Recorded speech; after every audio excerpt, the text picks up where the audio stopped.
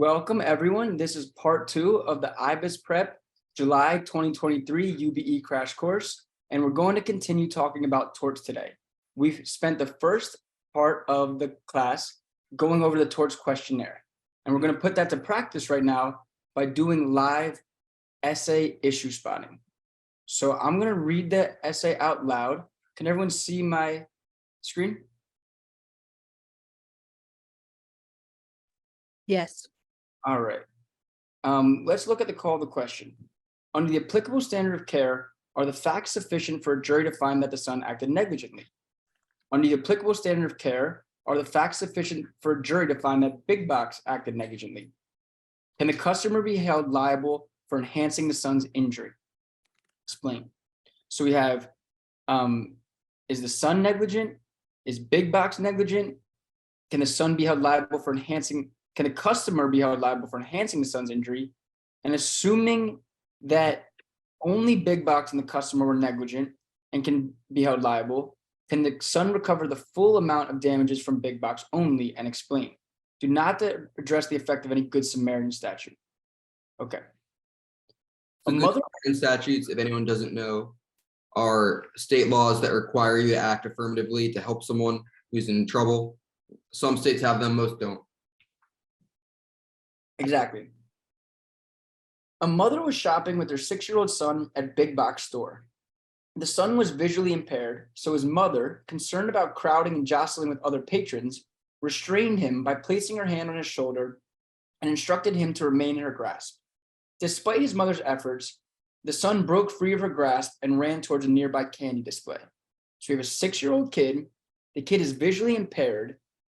The mom is trying to restrain him, and despite the mother's efforts, the son broke free and ran towards a nearby candy display. The kid's eyes don't work, but his nose works. He smelled the candy. Yeah, I was curious about that too. He smelled the candy. Because he was running and visually impaired, the son did not notice some cheesecake on the floor in the store's self-serving dining area. The cheesecake was flattened and dirty. Why did they say that? Not named Matt. Anyone? Because it'd been there for a while. Right, it'd been there for a while. If it was a banana and it has never been pruned, then it just dropped, and maybe they didn't have a duty. But this is suggestive that there's a duty because it was flattened and dirty. Yeah, unless they sell flat, dirty cheesecake, but they probably don't. No, or dirty cheesecake, unless it's like dirty alcohol. That sounds like a New Orleans type thing. That's where I went to college. The son slipped on the cheesecake and fell to the floor, suffering physical injury. Another customer unsuccessfully attempted to help the son to stand, worsening the son's his arm. So the son falls on the cheesecake and he gets hurt. Now the other customer, and we're saying, can he be held liable for exacerbating the injury? Potentially, right? Because he negligently twisted his arm. Big Box had in place a policy instructing employees to take steps to promptly clean known hazards on the floor, but it did not assign an employee to monitor floor conditions. When we talk about this Big Box employee, what is coming to mind here? What legal concept? Vicarious liability. And an employer-employee, what's that known as? Respondent superior. Is that the one? Yeah. That's the one. I love how this is just a small class right now. You know, Gabby, we're just doing one-on-one tutoring. But it did not assign an employee to monitor floor conditions. Big Box employees did not know when any employee had most recently inspected the floor or when the floor had last been cleaned. It's not good. The self-serving dining area includes displays that contain takeout food, including cheesecake. These displays had last been stocked several days before the son slipped on the cheesecake. Why did they say that? They have displays that contain food. The displays had been last stocked several days. So it's been several days since anyone had monitored this. On the day the son slipped and fell, a store employee had walked by the self-serving dining area before the son slipped, but had not noticed a cheesecake on the floor. I mean, come on. The cheesecakes had been served for a few days. You never even looked at the floor. The mother's filed a negligence claim on her son's behalf against Big Box and the customer who attempted to help the son. Both Big Box and the customer claimed that the son was negligent. So one thing, as I'm preparing myself to take this UBE exam, that I need to focus on, these are 30-minute essays. We don't need to go into a whole story. We just need to answer the questions sufficiently and do IRACs and, consider the opposing arguments. So let's try to think about that. Anyone out there besides me or Matt know do we think that the son acted negligently? I don't think the son acted negligently because of his age. One, he was 6. I guess you could argue the fact that he knew he was blind, so you shouldn't be running around a store if okay, he's not blind, but visually impaired, you know, and he knew his mom was holding him back. So he knew to a degree, but I don't think if we were arguing negligence, I wouldn't argue that he was necessarily negligent because of his age. So I would agree with you. There's an argument both ways. That's why we love this. And I think Matt would agree. Maybe he's negligent, maybe he's not. I tend to think there's a stronger argument that he was not negligent because he's only 6. He was blind. He smelled candy. I liked candy when I was 6. Now, the argument that he was negligent is his mother was trying to restrain him. Like most 6-year-old kids should know, you don't need to be have 20/20 vision to know that if your mother's holding your shoulder, that you shouldn't run, So I think there's an argument to him being negligent. I think there's a stronger argument to him being only 6-year-old kids running through the dining hall. Yeah, that's, I want to see you apply the facts. Yeah, So you make both arguments, but come out. I mean, I would come out saying overall. I mean, I think this is definitely a close call. I would probably say no, not negligence, just because he's a 6-year-old. But you could definitely make the argument that he was. Exactly. I think on balance, the facts are sufficient for a jury to find that the son acted negligently. However, they could also find that he acted in accordance with the reasonably prudent standard of care for a similarly situated 6-year-old. Who's visually impaired. Yeah, like it's close, but that's points. Does anyone have any questions about number 1? Any differences? Quick question. So if we were to write this, you have negligence, duty, breach, causation, damages, right? So his duty was to act reasonably as a reasonable 6-year-old, correct? With who's visually impaired, because I guess that's a huge factor too, correct? Yeah. Okay.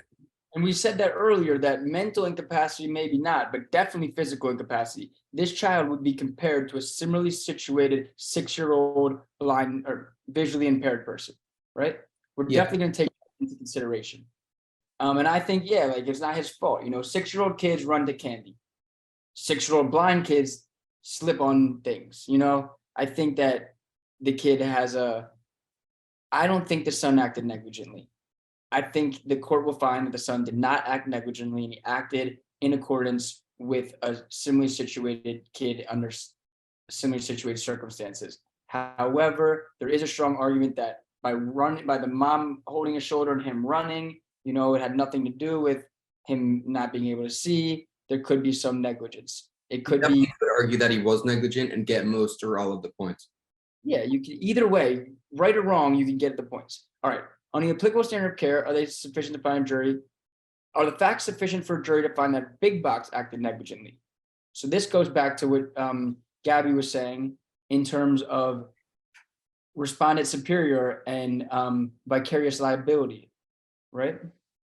You have the Big Box store, and it says that the facts tend to show that there was negligence, right? The displays had been stocked days ago. The employee walked by, they didn't do anything. And this is an employee in the scope of business, respondent superior, vicarious liability. My argument would be yes, that it is sufficient to find that they acted negligently. Does anyone disagree or agree or have any thoughts there? Yeah, I think you should mention, the child was a business invitee, which is like the highest standard of care. Go into vicarious liability and say, like they put in this policy, but like they didn't assign anyone. And even if they did, like this is their employees, so they would be liable anyway. It's not like they're independent contractors and they were negligently supervising them. Like they were employees working within the scope of business. Any additional thoughts for number 2? I think we're going to find that they acted negligently, vicarious liability, respondent superior, heightened duty of care. Yeah, Big Box is going down. Yeah. All right. Can the customer be held liable for enhancing the injury? Again, that's why I love negligence and torts. There's arguments both ways, right? Left and right. Can he be held liable? I mean, did he have a duty to rescue the kid? No, but he tried to help him. And once he tried, he had a duty to do it non-negligently and he did it negligently. So to me, that's the problem. Yeah, I think it's pretty clear cut that he is liable. Yeah. Pretty clear cut. I mean, you could argue that he's not because he was just trying to help him. And his argument is that, you know, under the circumstances, but I mean, still, it says negligent. Like this word hurts him a lot. Well, I mean, because even if you're rescuing, you still good. Because there's no duty to rescue. And like they even like said, don't talk about Good Samaritan statute. So they don't even want you to bring that up. Right. They just want you to say, you know, if you're just in general, a rescuer has a duty to continue rescuing in a prudent manner. In the chat, argue that he didn't act reasonably when he caused further injury as trying to rescue. Right. It wasn't reasonable. It does not that hard to pick up like a child. You shouldn't like twist his, I don't know. Yeah, I mean, can the customer be held liable for enhancing son's injury? He negligently twisted his arm. Yeah. I teed that up for us on a silver platter, but we'll see. Assuming that only Big Box and the customer were negligent and can be held liable, can the son recover the full amount of damages from Big Box only? Explain. So here you have to think. Only Big Box and the customer were negligent. So the child was not negligent. That's pretty much what we said. Can the son recover the full amount of damages from Big Box only? Well, this is where I really need your help, Matt, because I know what I would argue. I just don't know exactly what the UBE wants me to argue here. What would you argue for number 4? So I think you'd probably talk about like joint and several liability. 100%. I just don't know what is the standard on the UBE. Like on the MBE, we're supposed to assume joint and several liability. Yes. My question to you, the master, is because the UBE is in so many different jurisdictions, Pennsylvania, New Jersey, New York, etc., and they have conflicts, how do we address pure comparative negligence or modified or contributory? Do you know, or should we check the model answer? I think you just assume comparative negligence. That's what I did. Nice, but you did seem to work. So we're going to assume comparative negligence, which means can the son recover the full amount? Yeah. Comparative negligence. Yeah, And comparative, not contributory. Yes, comparative. Also assume joint and several liability has been abolished or not. No, you always assume there is joint and several. See, it's interesting. Now I know. In my world, on the there's not. In the UBE, you assume there's joint and several liability. On the MBE, you assume there's joint and several liability. In Florida, joint and several liability has been expressly abolished. Recently?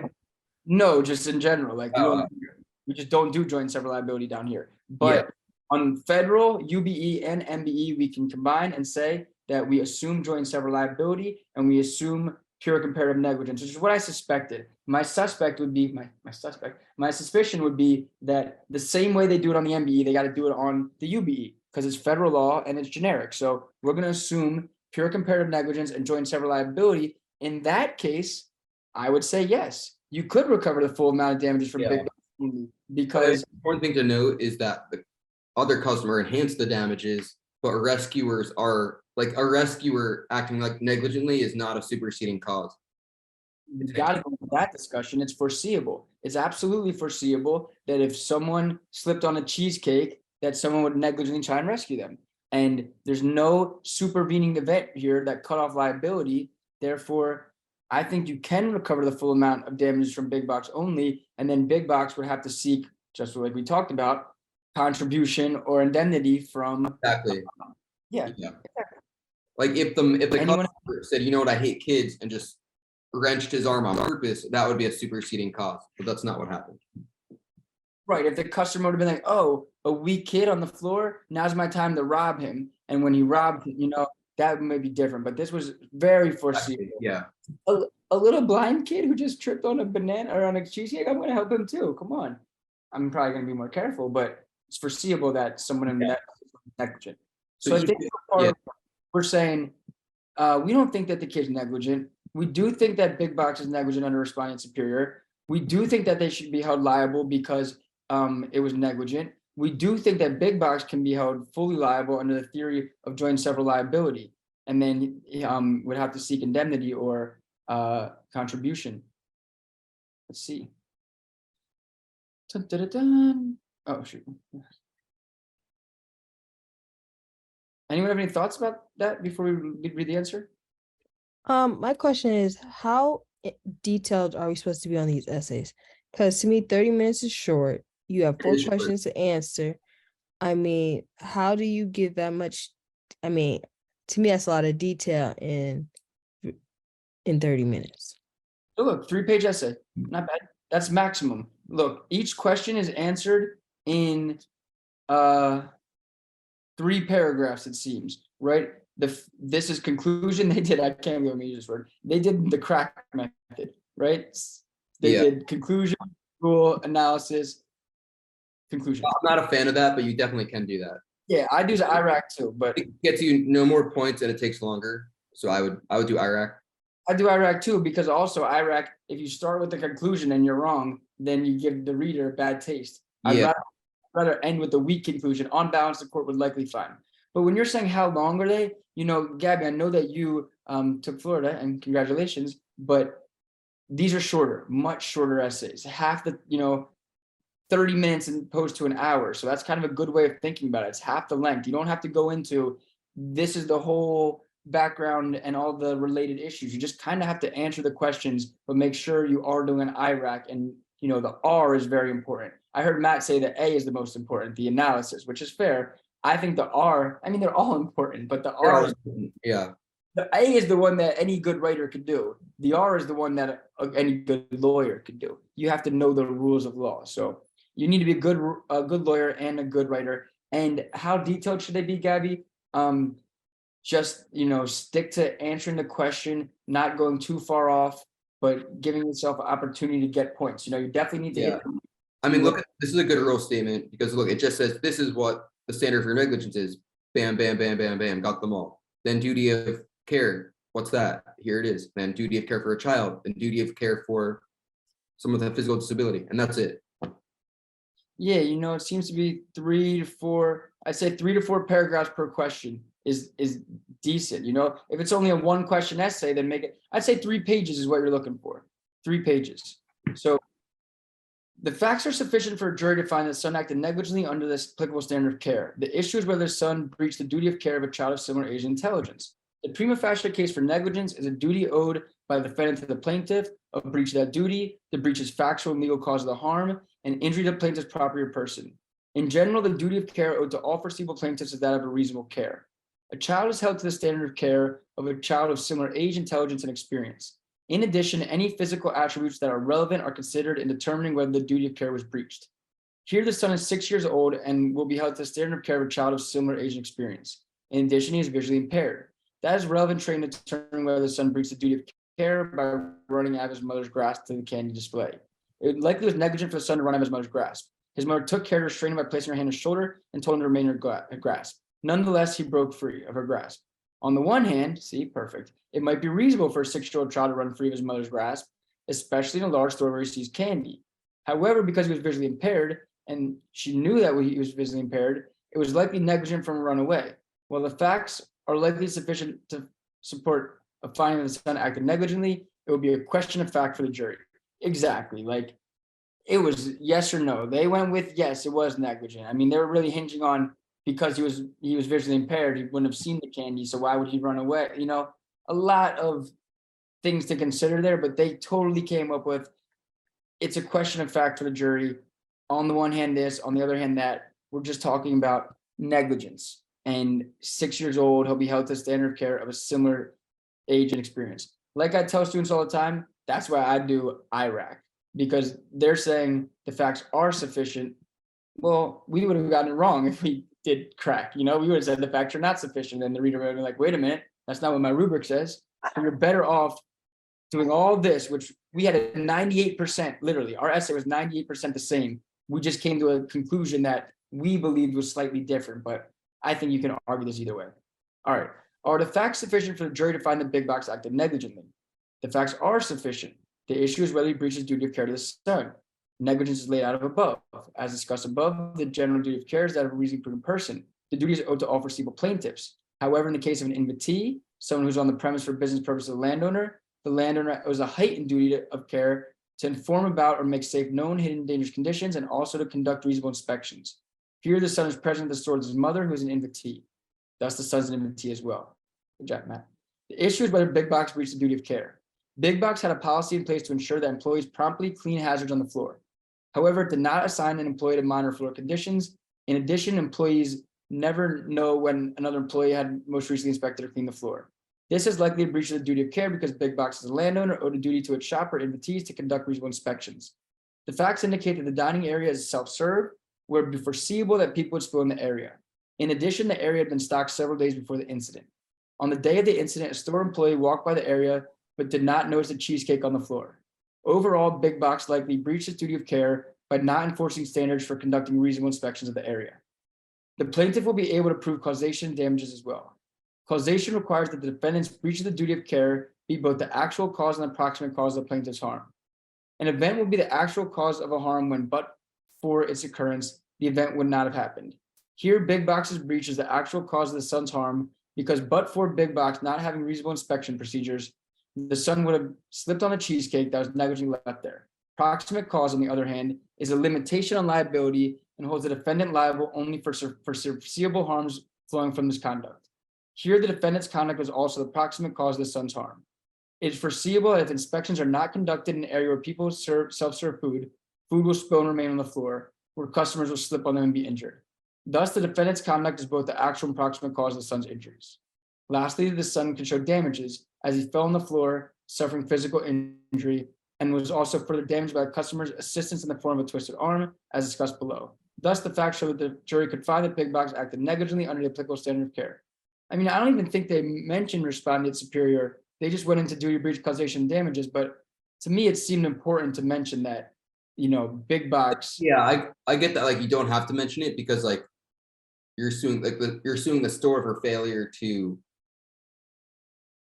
properly I don't know. I think they should have mentioned it. I think they should have mentioned it too, to be honest. And if there's a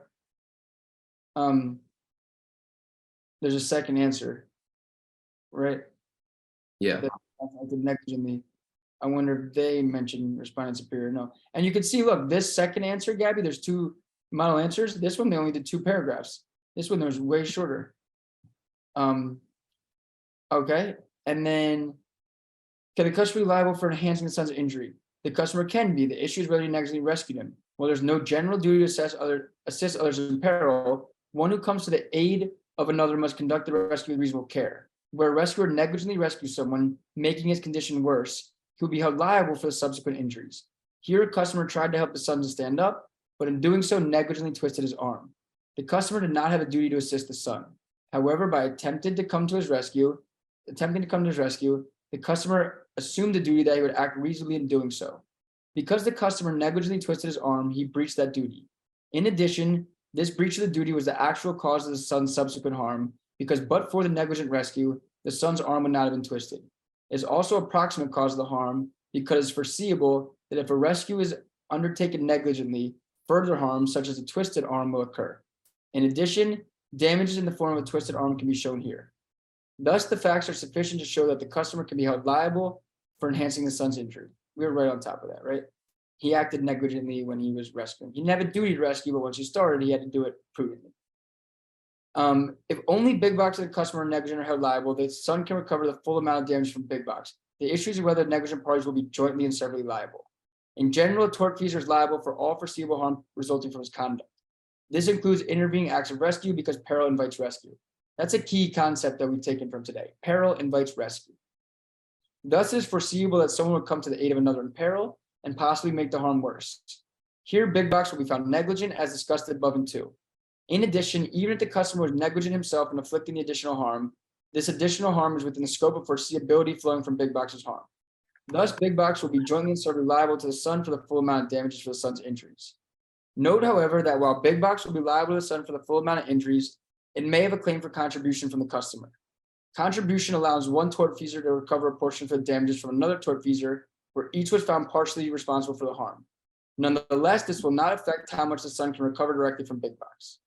Thus, the son will be able to recover the full amount of damage from Big Box if both Big Box and the customer were negligent. All right, I think we did pretty awesome. Does anyone have any questions on that? I think that was pretty good. I think you should aim to argue both sides. I mean, sometimes, like, like, for example, with the customer, I think you can just say like he would have been liable, but you should try to give both sides, because they never make it like 100% or zero. Like they never make it so obvious one way. And also, should you try to give an analysis after each specific facts? Let's try this one. Yeah, that's a good question. I don't think it really matters as long as like you get it across. So the questions were, should you always argue both sides? And you said you should try to. And the other question is, should you try to give an analysis after each specific fact, or can you just list a few specific facts, then analysis after that block of facts? It doesn't matter. I mean, at the end of the day, on test day, you're writing 5 essays. You want to deliver 5 sharp essays within the time frame. So you gotta practice. You know, we're gonna send an email out that has which essays we're assigning to do this week, torts and contracts. And when you practice them, do them under time conditions and kind of see like, what's your style? Are you writing them in 15 minutes? Well, then you should do deeper analyses. If you're writing them in 40 minutes, then you got to cut back a little bit. So it's a personalized thing, but you could see just by looking at the model answers, what type of answers they're looking for. It's not too in-depth, but it certainly has good rule statements. All right, so this one is, as to the judge's 4 findings, were the judges correct? So here are the 4 findings. Firework displays are not abnormally dangerous and are thus not subject to strict liability. I already don't like that one. I think that's not correct, but I could be wrong. Based on the evidence submitted, a reasonable jury cannot conclude that the conduct of the fireworks company was negligent. We shall see. The misfiring mortar was not the proximate cause of the husband's injuries, and the homeowners association cannot be held liable for the fireworks company's acts or omissions. Let's see. On the evening of July 4th, a woman went to the end of her dock to watch a fireworks display on the lake where her house was located. The woman's husband remained inside the house. The fireworks display was sponsored by the Lake Homeowners Association, which had contracted with the fireworks company to plan and manage all aspects of the fireworks display. The fireworks display was set off from a barge in the middle of the lake. During the finale, a mortar flew out horizontally instead of ascending into the sky. The mortar struck the woman's dock. She was hit by flaming debris and severely injured. When the woman's husband saw what had happened from inside the house, he rushed to help her. In his hurry, he tripped on a rug and fell down a flight of stairs, sustaining a serious fracture. All the fireworks company's employees are state-certified fireworks technicians, and the company followed all governmental fireworks regulations. It is not known why the mortar misfired. The woman and her husband sued the Homeowners Association and the fireworks company to recover damages for their injuries under theories of strict liability and negligence. At trial, they established all the above facts. They also established the following. Nationally, accidents involving fireworks cause about 9,000 injuries and 5 deaths each year. About 15% of these accidents are caused by mortars misfiring in the course of professional fireworks displays, and some of these accidents occur despite compliance with governmental fireworks regulations. Even with careful use by experts, fireworks mortars can still misfire.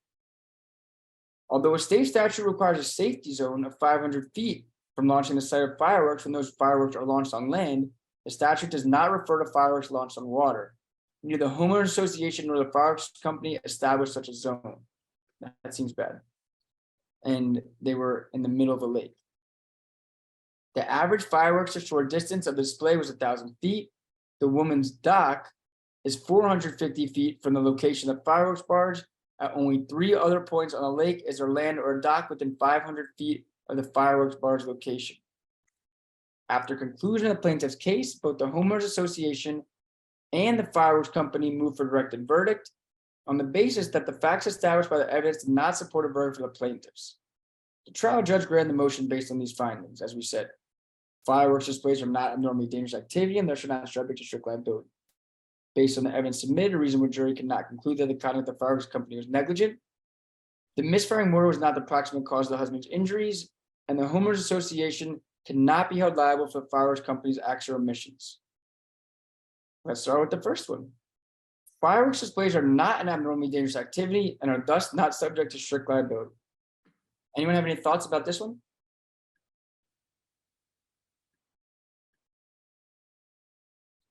Yeah, I mean, you'd obviously have to go into the facts they give you to argue either way. So the Go ahead. Sorry guys, I was just gonna say that it's not abnormally like he was about to say with the facts of July 4th, we're having a fireworks display, so it wouldn't be an abnormally dangerous activity situation. Mhm. Right, I tend to agree. Like, it seems abnormally dangerous, but given the facts, I think strict liability, abnormally dangerous activity is a harder argument than negligence here. Negligent in where you put the display. I mean, everyone does fireworks on 4th of July. Is everyone held strictly negligent, strictly liable? Probably It not. depends. Probably not. Yeah, I would say probably not. How would you write a good argument? Like, Matt, if you were gonna write out this answer, what generally would be your approach? I would say the issue is whether whether firework displays are not abnormally dangerous, and thus subject to strict liability. Could you go up? Sure.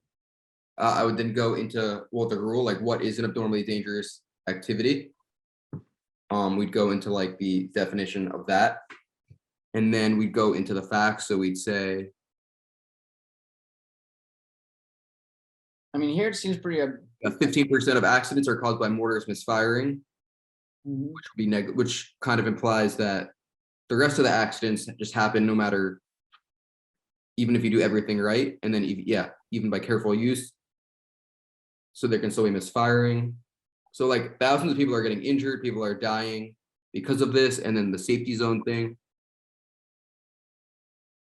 So basically, what you're telling me It's is, not negligence per se because of because they're on the water. but you're saying when it comes to being an abnormally dangerous activity, it's not certain.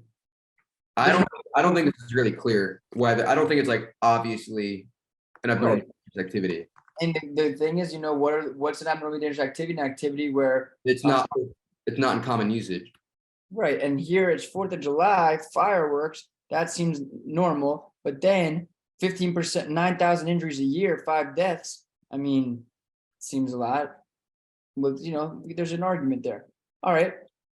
So are thus not subject to strict liability. I would say that they're probably not subject to strict liability, that they're probably subject to they're probably liable for negligence. I just don't think it's an abnormally dangerous activity because it's 4th of July fireworks, but it can be. So good argument here. Anyone think it's definitely strict liability? The only reason I'm kind of thinking strict liability is because of the whole fact that explosions are considered strict liability. And to me, fireworks are in line with explosions. That's a good point. They definitely are, but like one of the elements is like, is this something that people do? Like, is this something that like in the community that is a common occurrence? So for example, like if driving a car was uncommon, like you're just driving, 1,000 pounds of metal at 50 miles an hour, that would be abnormally dangerous, but it's not because it's just too common. We'd have to sue everyone under strict liability. Exactly. So I agree. Argument both ways. I mean, yeah, blowing stuff up sounds dangerous, but I think here fireworks. I mean, my little nephew gets fireworks from drives to South Carolina or something. Okay. But I think you could make the argument that it is. Definitely. If it's negligence torts, we're arguing both ways. I don't know that strict liability will prevail here. But they could. Based on the evidence submitted, a reasonable jury cannot conclude that the conduct of the fireworks company was negligent. It seemed kind of negligent, right? There was a state required safety zone of 500 feet for land. You did it on water, 450 feet. I mean, that seems kind of negligent. Like, it's not negligent per se, but it's negligent, ain't it? You know what I mean? Like, it seems like negligence per se as like a kind of guide. Right. Like I have a question about that one. So negligence per se says that if there's a law or there's something set in stone that says you have to do it a certain way. This one there was no law about using it on water. Exactly. And they were specific about land, but not water.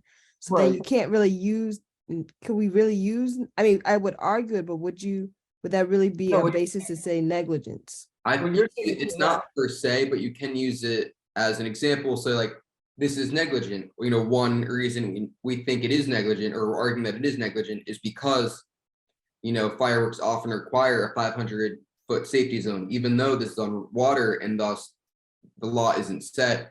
Like, that law was created by scientists and researchers who study the safety effects of fireworks, and so on and so forth. So, It's not okay, negligence per se, you still have to prove the duty, but it's evidence that the duty was breached because it was 450 feet away. It's not negligence per se, but it's okay, so but how would you even argue that duty if, to me, there's really no duty because the law says for land. And I'm No, saying, well, there's a it's on duty. water, so There's a duty anytime you do a fireworks display to do it in a safe, reasonable manner. And what is a safe, reasonable manner? That's arguable, but there's evidence to show that 500 feet is the generally accepted standard for what's reasonable. So again, 450, it's not per se, but it's still violating of duty. Like, if you were to just launch fireworks a foot away from me and it blew up on my face, wouldn't that obviously be a breach of duty? mhm. So Okay, you- I see what Right. you're saying. So Like, whenever you do anything, you have a duty to like make sure you're doing it in a way that's not like hurting people that it could hurt. Like, when you're driving down the street, you have a duty to not hit pedestrians. right. You have a duty to do everything in a way that doesn't harm the community. And here there's evidence that the way you were doing it was not reasonable, even though it's not a statutory, there's a statute that addresses something very similar. And in that world, it's 500 feet. So it's reasonable to assume in this world it'll be 500 feet, but not conclusive, certainly not conclusive. So they concluded that it was negligent. I mean, I would say yes, it was negligent to not have proper distancing. And even further, they didn't establish a zone. Not only was it closer, but they didn't even have a zone, right? The fireworks company should have had a zone. What else did the fireworks company do? I'll go to number 4 where they were talking about how the average fireworks to shore distance for displays is 1,000 feet and ours is only 450. Right, exactly. The average is 1,000. This one was only 450, and the statute is 500. 450 seems really negligent. I think the fireworks company employees are state certified fireworks technicians, and they followed all governmental fireworks regulations. It's not known why. I mean, they're going to argue they weren't negligent, they did everything right, but we're going to argue they were negligent because they did it pretty close. The misfiring mortar was not the proximate cause of the husband's injuries. So how did the husband get injured? The husband he saw the woman and he rushed to help her. And in a hurry, he tripped on a rug and fell down a flight of stairs, sustaining a serious fracture. This goes to that whole concept of intervening, superseding, foreseeable. Do we think it's foreseeable that someone rushing to help their wife would trip down a flight of stairs? Yeah, isn't that the whole thing about the rescue? Rescue is foreseeable. I think so. I think the stronger argument is that it is the proximate cause here, right? Proximate cause, a foreseeable plaintiff. Is it foreseeable that someone would get injured in helping? Sure. The argument is, running down the stairs, you don't know, like the rug. There's arguments that it's not, but I think it is foreseeable. You agree, Matt, or you disagree? I would probably, I think it is like on the line. I would probably say not foreseeable. I'm curious. I would probably look at the fact pattern again. I would think no, just because like that's so like the mortar misfires, it hits someone, and then someone who's not even there, someone who's just in the house watching, like runs out. I think you can argue either way. You can always argue either way on these ones. I just have been conditioned to think that if it's not crazy, it's foreseeable. But again, it's kind of like, I might argue this, under the zone of danger, it's probably not foreseeable. Under the foreseeable plaintiff, Cardozo's theory, it's not foreseeable. Under Andrew's theory, it is foreseeable. It's kind of right on that line right there. We'll see how they approach it. And then they cannot be held liable for the firework company's acts or omissions. This is going to be vicarious liability, independent contractor, right? Yeah. So it was sponsored, they contracted to manage all aspects. But the thing is, there's some things that are non-delegable, right? If it's an abnormally dangerous activity, then they can be held liable, I would say. It really kind of depends on if it's abnormally dangerous activity or not. Did they have any? It also says neither the homeowner association nor the fireworks. Maybe they should have established a zone, right? I think they can be held liable for that, where it says acts or omissions, but that's their own act or omission. What about the fireworks acts or omissions? That'd be vicarious liability. I don't know. No is a stronger argument, I think. Like they were, they were, state certified. They did everything right. We hired them, and they're the ones who messed up. Why is it our fault? The other argument is a non-delegable duty. It was inherently dangerous. You had a duty to make safe. It's a homeowners association. Maybe you have a heightened duty. I mean, there's arguments. What do people think out there? I definitely think this is one you have to argue both. And then you just stick with whatever you chose for argument one. If you said it wasn't dangerous, you stick with that and kind of, if you need an answer, you go Right. with that. So I do think, someone mentioned that I think like liability for an abnormally dangerous activity cannot be delegated.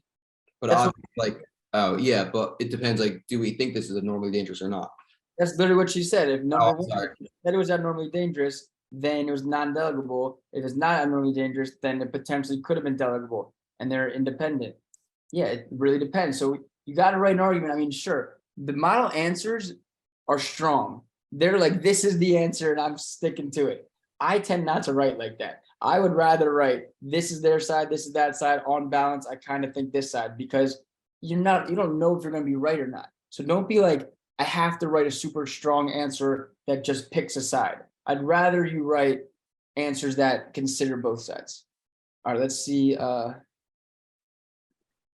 the answer. This is one. All right. The issue is whether fireworks are abnormally dangerous activity, thus being subject to strict liability.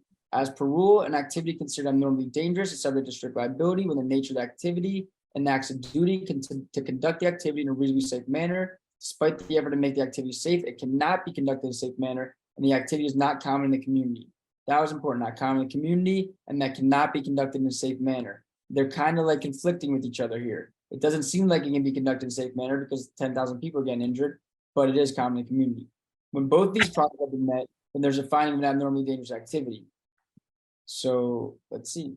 Here, the fireworks were released by the state certified technicians who are trained to handle the fireworks. From the facts established, even when the experts do have experience in dealing with the fireworks, the mortars can still catch fire. Additionally, although the fireworks conducted in a manner that adhere with regulations, nationally, accidents involving fireworks cause this many injuries and deaths. Furthermore, about 15% of these accidents were caused in the course of professional displays. Therefore, due to their inability to be conducted in a safe manner, the judge was incorrect in finding that the fireworks display was not an abnormally dangerous activity.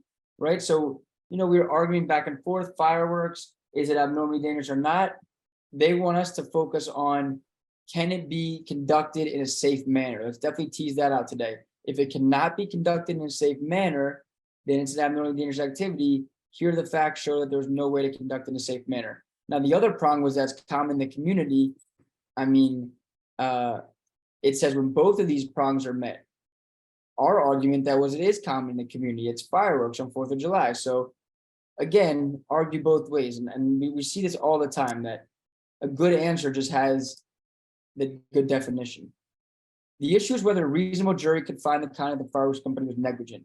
As per rule, in order to hold a party liable for negligence, there must be a duty for the defendant to conform to the applicable standard of care to prevent injury to the plaintiff. The defendant breached that duty. In breaching that duty, there were actual but for and proximate legal foreseeable cause of the plaintiff's injuries, and the plaintiff must have suffered some damages. There is a duty to any foreseeable person that may have been injured. Absent specific duty of care, the duty of care is to act as a reasonable person would under similar circumstances. Actual is the but for cause of the injury, meaning but for the defendant's breach, the injury would not have occurred. The proximate cause is the foreseeable cause. The injury must have been foreseeable. Lastly, there must be some injury to the plaintiff. Here, the husband and wife attend the fireworks display and was sponsored by the homeowners association. They owed a duty to all that were attending to conduct the fireworks display in a reasonably safe manner. as the same individual conducting fireworks would under the circumstances. They knew that they would have many people watching and therefore they owed everyone their duty. As to the breach of their duty, although there was not safety zone statute requirement, there's no safety zone requirement, the average was 1,000 feet. The woman's dock was only 450, which is within 500. Therefore, launching the fireworks so closely breached their duty. As to the cause, but for the firework launching on this horizontal matter, the dock would not have been hit. As to the proximate cause, it was foreseeable that something would go wrong, people standing by would be injured. Lastly, as to damages, she was hit by flaming debris. Therefore, they were incorrect and a reasonable jury can conclude that the conduct of the firework company was negligent. The issue is whether the misfiring mortar was the proximate cause of the husband's injuries. Hold on, quick question. Can you go back? What was the question for number 2? Was it asking about the homeowners association or the? No, the fireworks company. The fireworks company. Okay. Right, that the fireworks company, and we said, of course, they were negligent because there was only 450 away, and average was 1,000, and the statute on land said 500, and they were 450, so they were like definitely negligent. As per rule, in order to be deemed the proximate cause of claims of injury must be foreseeable. Here, as stated above, in releasing, rescuers are always foreseeable. The woman was hit by debris and severely injured. Her husband ran to go aid him. In his hurry, he tripped and fell. The husband was going to help his wife. Although he was on his way to rescue or offer assistance, it was not foreseeable that he was going to trip inside the home and help his wife. Therefore, the judge did err. Again, that's what Matt said. That's why Matt's the expert. I'm the guy learning here.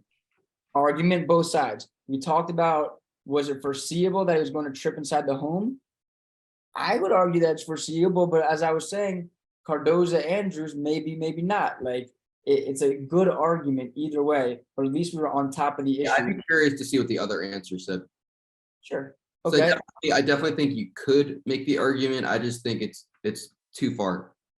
Yeah, again, you're probably right. I mean, you are right, literally. It's too far that someone, but I don't want to get people wrong because on the MBE, the answer would have been it is foreseeable. I promise you. Like it's a gray line. See, like a gray shirt.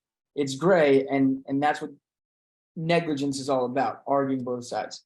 So responding superior, a company cannot be held liable for third parties act unless they benefit or control. However, key point, when they're involved in inherently dangerous activity, a company may be liable.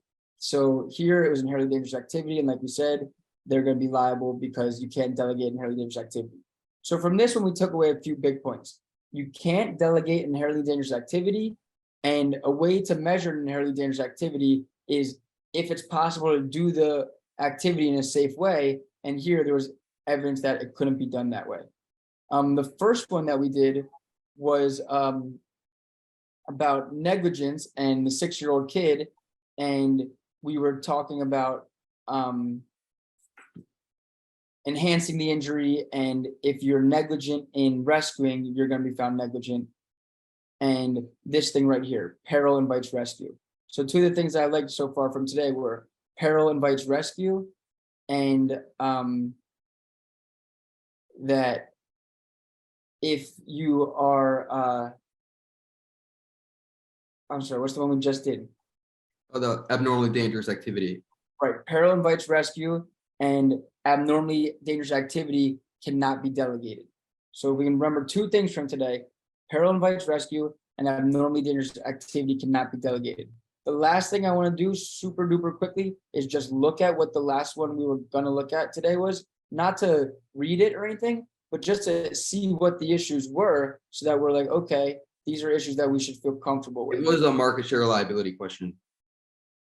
Perfect. And this is the one that Brighton and I did. So both times we ended with the one Brighton and I did together. This was the market share liability question. Brighton explained it perfectly, that when there's a situation where there's a drug or something and it's defective and 4 different people produced it and you can't prove which one of them, but you can prove that, you know, it came from all of them, then you could assign liability based on the market share. So this one was all about this guy, and he took this herbal tea that his doctor recommended or may not have recommended, and he ended up getting sick by it. So is a physician liable to the man under tort law? Are all of them liable? And this was the market share liability. And is the health food store liable? And the health food store being liable was about product defect, and if you place a defective product and if you are in control of it. I thought this was actually a really tough one, right? if you go to the answer key, it ends up saying that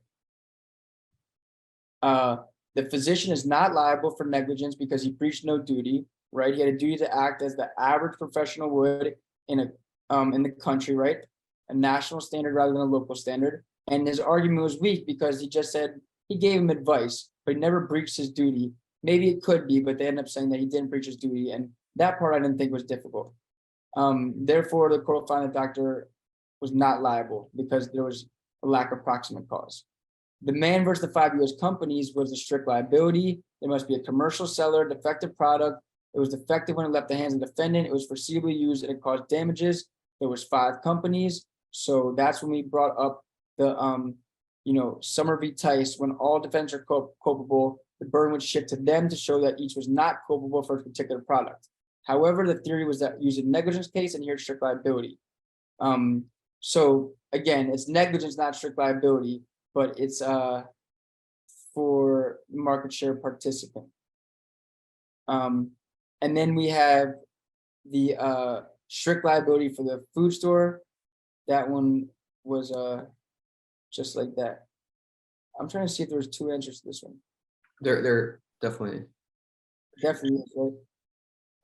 Oh yeah, this is the first one. So the first one, they said the physician is not liable, and then they said here market share liability. Market share liability is a doctrine that arises in the contents of strict product liability.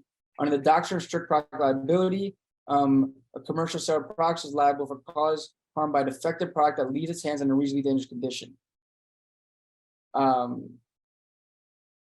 When a line of products that is uniformly dangerously defective, market share liability is a theory that permits consumers to hold the companies that produce the product strictly liable, even in the absence of causation. Market share liability is appropriate only when the product in question is truly fungible. That is, each sample of the product is equally dangerous to each other sample. You might hear about this all the time. NFT, non-fungible. That means that each one is different.